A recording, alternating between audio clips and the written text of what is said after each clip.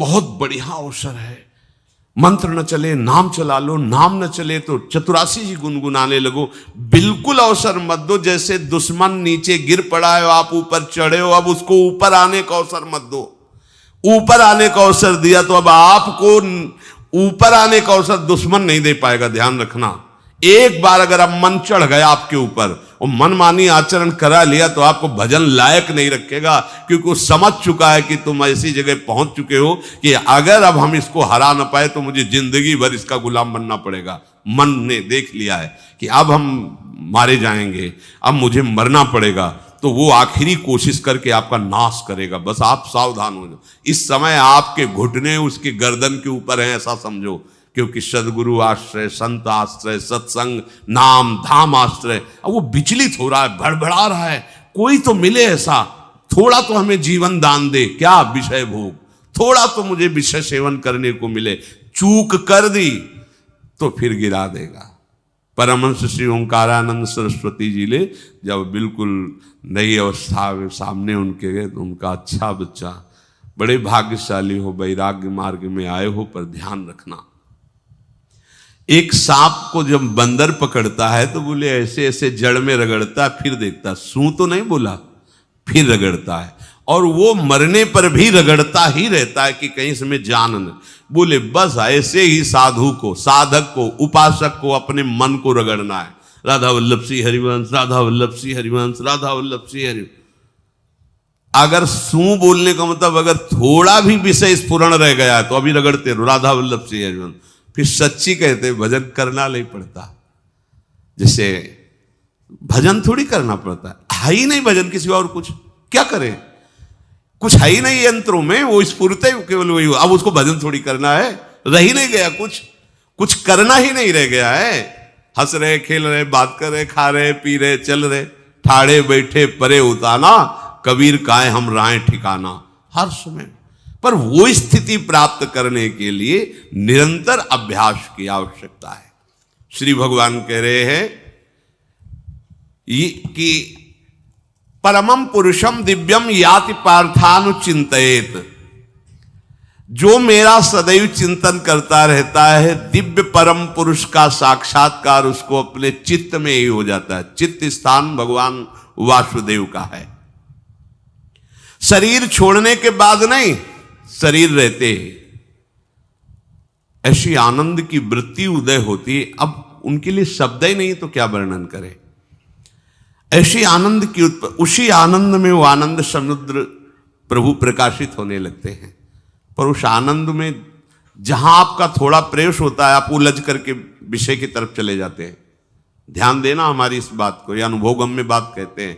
जब आपको भजन का थोड़ा आनंद मिलेगा तो आप थोड़ा निश्चिंत जैसे होते हैं, उसी समय मन आपको विषयों में फंसा देगा।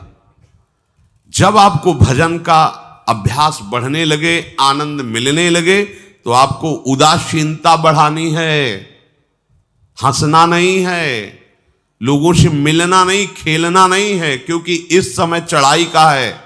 आनंद स्फुरित होने लगा, बचाओ, बिल्कुल आसपास से सुरक्षित हो जाओ। वो आनंद ही आपको ऊपर ऐसी स्थिति में ला देगा जहां विषय नहीं ले जाएंगे। भगवान कह रहे परमम पुरुषम दिव्यम याति पार्थानुचिंतयन्। जो निरंतर अभ्यास चिंतन का करता है, उसे चित्त में ही भगवत साक्षात्कार हो जाता है। अगर आप सावधान नहीं रहेंगे, चिंतन सही नहीं रहेगा आपका, तो किसी भी अवस्था में यह विषय चिंतन छूटने वाला नहीं। अभी हमारे पास अवसर है, अभी हमारे पास समय है, चूको मत। ये बहुत सूक्ष्म लड़ाई है, ये कोई बाहर के लाठी डंडा गोली वाली लड़ाई नहीं है, ये अंतर की लड़ाई है। इसमें बड़े बड़े हार जाते हैं। अगर कोई जीत पाता है तो एकमात्र भगवान को समर्पित चित्त वाला जीतता है। हमें लगता है आपको बढ़िया समर्पण का अवसर है। अब आप ये जो मना किया जाता है, उन विषयों का भोग करते हैं, विषयों का सेवन करते हैं, तो फिर ऐसा लगता है अब हम नहीं कर पाएंगे, हमारे पास कोई चांस नहीं रह गया कि अब आपको संभाल सके। इसलिए आप सहयोग कीजिए। ये बाहरी आनंद 4 दिन का है, मान जाओ, बाहरी आनंद। ये श्री जी के मार्ग के लिए हम कह रहे हैं किसी जन्म में भगवत प्राप्ति करनी। अगर आप नहीं कर मानोगे, मनमानी आचरण करोगे तो भ्रष्ट हो जाओगे। ये संसार का स्वरूप है, किसी न किसी बहाने से वो आपको सतमार्ग से हटाएगा। ना किसी को घर आने दो, ना किसी के घर जाओ, ना किसी को रंग लगाओ, ना किसी से रंग लगवाओ। अपनी प्रिया प्रीतम के साथ होली खेलो। यहां जो सत्संग हो रहा है ठीक है, सुना, एकांतिक किया, कुटिया में जाओ चुपचाप, अपने श्री जी को रंग लगाओ, श्री जी के सामने पद गाओ, श्री जी के सामने नाचो, उन्हीं तो भावना में उनके साथ खेलो, किसी और की जरूरत नहीं। कोई अब दूसरा हमें छुए, दूसरा कोई हमारा अपना बने, अब हमें जरूरत नहीं है। देखो हमारी भाषा समझ में आ रही हो तो समझ लेना, नहीं बाद में पछताओगे। किसी को भी अपने साधन कक्ष में प्रवेश मत दो, किसी को अपनी कुटिया में मत आने। अब आप यहां गृहस्थ नहीं हो, यहां भी रह रहे हो, भले गृहस्थ वेश में रह रहे हो, आप वनवासी हो, आप श्री जी के उपासी हो, कोई व्यवहार की जरूरत नहीं। जब ऐसे रहोगे तो श्री जी आएंगे आपसे खेलने। निष्ठा, हृदय में निष्ठा। अब व्यवहार की गुंजाइश नहीं रह गई, हमारे पास समय नहीं व्यवहार का। हमारी बातें मान लो पर आप लोग मानते नहीं हो, इसलिए रंग नहीं चढ़ पा रहा। अरे वो बेचैन है आपके साथ खेलने के लिए, उनकी तरफ जब देखो ना तो बेचैन है, पर उनकी तरफ कोई देखना ही नहीं चाहता। वो तो यहीं से फुर्सत नहीं मिलती भोगों से खेलने के लिए, संसार के राग में खेलने के लिए। अरे वो तो लालायित है, वो तो खुशी हो रही है कि ये हमारा शरणागत हो गया, अभी हमारी सहचरी बनेगा, हमारी सेवा में आएगा। शरणागत होकर के पीठ कर लिया श्री जी की तरफ, मुख कर लिया संसार की तरफ, तो दोनों लाड़िले उदास बैठ जाते हैं। अब क्या करें, ये तो उधर मुख करके जा रहा है, चलो फिर कभी लौटेगा, वो फिर इंतजार कर रहे हैं। विमुख भये निमिषो ना अकृपा, जब चिते तब। खूब अभ्यास करो नाम जब। कोई होली दिवाली त्योहारी, हमारा सारा त्योहार लाडली लाल से है, इन्हीं के साथ खेलो। देखो तुम्हें बताएं, जो बच्चा बाहर खेलने नहीं जाता तो माता पिता उसके साथ खेलने लगते। कैसे? घुटने के बल चल रहा है तो वो पिता भी घुटने के बल चलेगा उसके साथ साथ। वो तोतली बोलेगा तो वो भी तोतली बोलेगा। देखा है कभी ऐसा? ऐसा कर। तो ये हमारे स्वामी भी जब देखेंगे कि अरे ये तो किसी से राजी नहीं है, केवल हमसे खेलना चाहता है, इनके लाने का एक ही उपाय है, ध्यान रखना, अनन्य व्रत नहीं चाहिए हमें। और जैसे कल आप सुन रहे थे, पपीहा बन के रहू रे, बस यही चातक व्रत नहीं, हमें नहीं चाहिए। अगर हमारे रंग पड़ेगा तो लाडली लाल का पड़ेगा, हम खेलेंगे तो लाडली लाल के साथ खेलेंगे, नहीं तो अब आजीवन नहीं खेलेंगे, आजीवन नहीं खेलेंगे। अगर हम पाएंगे तो इनकी जूठन पाएंगे, नहीं तो प्राण त्याग देंगे। जिएंगे तो वृंदावन में जिएंगे, नहीं जीवन। ये व्रत चाहिए। काहे को व्यर्थ समय नष्ट कर रहे हो? धारण करो अनन्य निष्ठा का व्रत। इनको अपनी तरफ आकर्षित करने के लिए अनन्यता ही व्रत है। रसना कटो जो अन रटो, निरखियन फुटो नयन, श्रवण फुटो जो अन सुनो, श्री राधा जसमैन। कोई भी सत्संगी कोई व्यसन न करे, अन्य किसी से संपर्क न करे, खूब पद गाओ, खूब नाचो, अपना दरवाजा कुटिया का बंद करके खूब रो, नाचो, खेलो, कूदो, उन्हीं से वो खेलने लगेंगे। उनको चैन नहीं है आपके सिवा, आप चैन से रह रहे हो। हमारे प्रिया प्रीतम आपका इंतजार कर रहे हैं, तभी आप पर हेतु की कृपा की। ये बात अंदर की समझो, प्रिया प्रीतम अंदर से आपको बहुत प्यार करते हैं, पर हम देखते हैं कि आप प्रिया प्रीतम से प्यार नहीं करते। आप संसार की तरफ बढ़ते जा रहे हो, हाथ फैला खड़े, मेरी तरफ आ जा।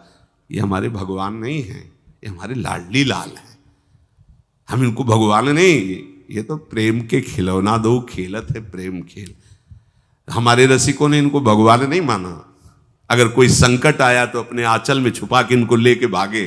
ये नहीं सोचा कि अखिल लोक ब्रह्मांडों का ईश्वर, इसको छुपा के भागने की क्या जरूरत है। चाहे बिहारी जी को, चाहे राधा वल्लभ लाल को, जब कभी कोई ऐसा भय आया है तो ऐसा नहीं सोचा कि भगवान रक्षा करेंगे, नहीं, इनकी रक्षा हमें करनी है। इनको छुपा करके, कभी काम वन में राधा वल्लभ लाल को, कभी बिहार वन में से बिहारी जी महाराज, छुपा छुपा के अपने अपने ठाकुरों। तो हमारे ये लाडले हैं, प्यारे हैं, इन्हीं के साथ खेलना है, इन्हीं में रहना है। अब इन्हीं के पास रहना है, इन्हीं में रहना है। दो बात ध्यान रखो, इन्हीं के पास रहना है, इन्हीं में रहना है, बस। अब यही हम नहीं कर पाते, वही जो शुरुआत सत्संग में की थी, सबकी ममता ताग बटोरी, मम पद मन। ये भारी बात है, भारी बात है। जितनी जल्दी आप उदास हो जाओ संसार से, उतनी जल्दी मुस्कुराहट आ जाएगी प्रिया प्रीतम के मुख में आपके लिए। आप जब मुस्कुरा रहे उधर तो वो उदास बैठे कि हमारी तरफ क्यों नहीं देख रहा। अब हमें अपने प्यारे को उदास नहीं करना, प्यारे को मुस्कुराहट से युक्त करना है। क्या हम उदास हो जाएं?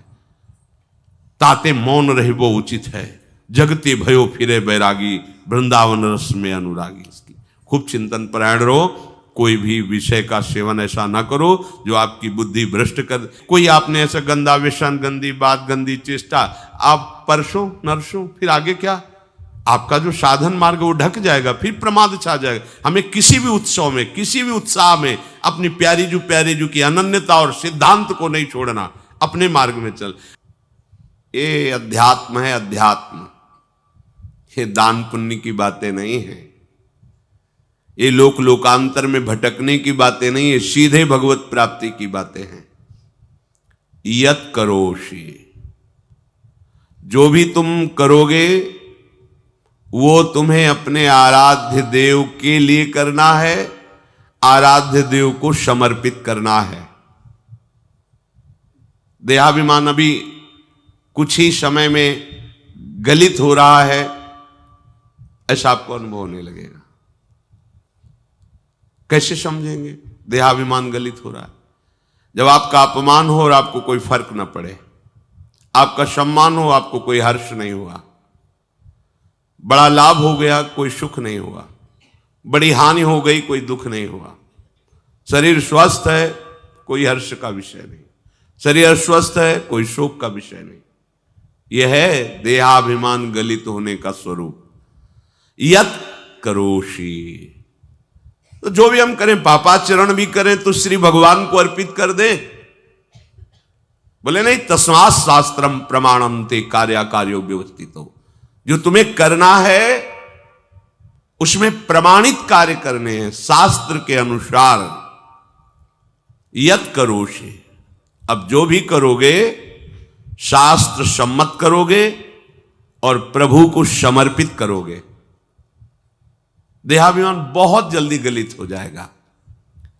यदश्नाशी, अशन भोजन, जो भी पाओगे पहले प्रभु को भोग लगाओगे, देहाभिमान गलित हो जाएगा। मान लो मेरी बात, ये सब 4 दिन के उत्सव, 4 दिन की चांदनी है। शोक समाज पूरा तैयार हो रहा है हमारे ऊपर आक्रमण करने के लिए। तुम्हें क्या पता? शोक का अंधेरा छाने के पहले ही व्यवस्थित जहां पहुंचना है वहां पहुंच जाओ, फिर अंधेरा छा जाएगा, कोई फर्क नहीं पड़ेगा। अभी आप यात्रा ही नहीं प्रारंभ किए हैं और अंधेरा आ गया तो मार्ग ढक जाएगा और जीवन व्यर्थ चला जाएगा। कुछ भी मत खाओ। कैसी धूर्तता हमारी बुद्धि में बैठी है। रसेंद्री की तृप्ति के लिए हम गुरुजनों की आज्ञा को रौंद करके चंद विषयों का सेवन करते हैं। धिक्कार है जीवन को। यदि आज्ञा उल्लंघन करके अमृत भी पीने को मिले तो विष हो जाएगा, ध्यान रखना। इंद्रियों की चाटुकारिता करते हद हो गई। अरे संसारी पुरुष में ऐसा देखे तो चलो, लेकिन जो भगवत मार्ग के पथिक, धिक्कार तुम्हारे जीवन को। प्रियाजू को बिना भोग लगाए अर्पित किए तुम पाने के लिए उत्साहित कैसे हो रहे हो? जिन वस्तुओं को निषेध किया गया है उनकी तरफ स्वप्न में भी अगर गति हो तो जलन होनी चाहिए कि स्वप्न में भी हमने कैसे स्वीकार कर लिया। कभी कभी ऐसा लगता है कि भगवत प्राप्ति बहुत कठिन है, ये समझने वाले नहीं। मेढक को तौलने का अगर हमें आदेश मिले तो तौलना बहुत कठिन है। 5 रखो, 2 उधर छिटक के चले गए, उनको घसीटो तो 3 पहले वाले फिर उतर के चले, ऐसे है। सावधान हो जाओ।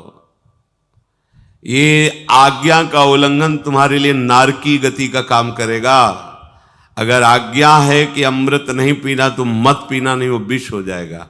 और अगर आज्ञा है विष पी लीजिए तो गरल सुधा रिपु करहि मिताई, गोपद सिंधु अनल शीतलाई। वो विष अमृत हो जाएगा, तुम्हारा शत्रु तुम्हारा मित्र हो जाएगा। ये भव समुद्र गाय के खुर के गड्ढे के समान हो जाएगा। आज्ञा पालन बहुत बड़ी सिद्धि है। ये मूढ़ता का त्याग कीजिए। आप जानते हो, जानते नहीं है? नहीं, तुम नहीं जानते हो, तुम्हें वो जान रहे हैं। अगर तुम अपना आनंद चाहते हो, सुख चाहते हो, तो आज्ञा पालन करो। इसी से देहाभिमान गलित होगा। तुम्हारी एक एक वृत्ति उस सर्वात्मा प्रभु बैठे देख रहा है, और उन्हीं के रिझाने के लिए तो तुम्हें मानव देह मिली, भगवत मार्ग मिला। ये ध्यान रखो, एक बार भी बिना भोग अर्पित किए हुए जो पाओगे वही तुम्हारी बुद्धि भ्रष्ट कर देगा। देख लो आंख खोल के कैसे बुद्धि भ्रष्ट होती है। वो अपने आराध्य देव इष्ट देव की ही निंदा करने लगता है, आराध्य देव इष्ट देव के विपरीत चलने लगता है। ये बुद्धि गिरी मतलब सर्वनाश। जो शास्त्र में कहा गया है, कामः संजायते क्रोधा क्रोधा स्मृति विभ्रमा स्मृति भ्रंशात् बुद्धिनाशो। बुद्धिनाश को ही कहा गया प्रणश्यति, नष्ट हो गया, वो किसी काम का नहीं। यत करोषि, जो भी कर रहे हो वो प्रभु के लिए हो और प्रभु को अर्पित करो। यदश्नाश, जो भी असन भोजन करते हो, जो भी तुम्हारी जिह्वा में जाए, अगर तुम इसी जन्म में भगवत प्राप्ति करना चाहते हो तो बिना भोग लगाए मत पाना, मान लीजिए। फिर कह रहे यज्जुहोषि, जो भी तुम, हवन का तात्पर्य होता है भागवतिक कार्य करते हो, वो प्रभु को अर्पित कर दो,